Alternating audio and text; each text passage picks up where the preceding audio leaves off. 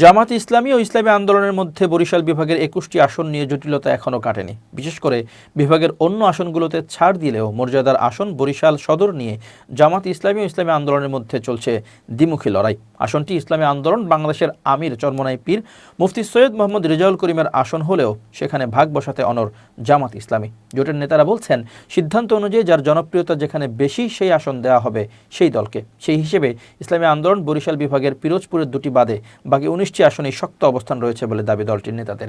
এমন পরিস্থিতিতে বিভাগের অন্তত ১৫টি আসন চাইছে ইসলামী আন্দোলন।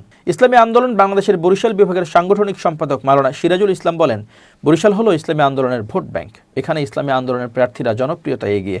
পিরোজপুরে জামাত ইসলামীর অবস্থান ভালো, সেখানে দুটি আসন জামাত ইসলামীকে ছেড়ে দেওয়া হয়েছে, যেখানে আল্লামা দেলোয়ার হোসেন সাঈদীর দুই ছেলে মাসুদ সাঈদী ও শামীম সাঈদী ৮ দলের হয়ে প্রতিদ্বন্দ্বিতা করবেন। ভোলা ৩ আসন বিডিপির সেক্রেটারি জেনারেল মোহাম্মদ নিজামুল হক নাইমকে ছাড় দেওয়া হতে পারে। এছাড়া বরগুনার ২টি আসনেও ইসলামী আন্দোলন ভালো অবস্থানে আছে। বরগুনার ২ আসনে ইসলামী আন্দোলন বাংলাদেশের গোলাম সরওয়ার হিরু ১৯৯৬ সাল থেকে ইসলামী ঐক্যজোট থেকে ২বার সংসদ নির্বাচিত হন। ২০১৯ সালেও তিনি ইসলামী আন্দোলনের হয়ে প্রতিদ্বন্দ্বিতা করে ভালো অবস্থানে ছিলেন। সেই হিসেবে বরগুনার ২টি আসনে ইসলামী আন্দোলন ভালো অবস্থানে আছে। জানা গেছে, পটুয়াখালীর বাউফল আসনটি জামাতের প্রার্থী ডাক্তার শফিকুল ইসলাম মাসুদকে ছাড় দিচ্ছে ইসলামী আন্দোলন। তবে ঝালকাঠি ১ ও ঝালকাঠি ২ আসনও চাচ্ছে জামাত।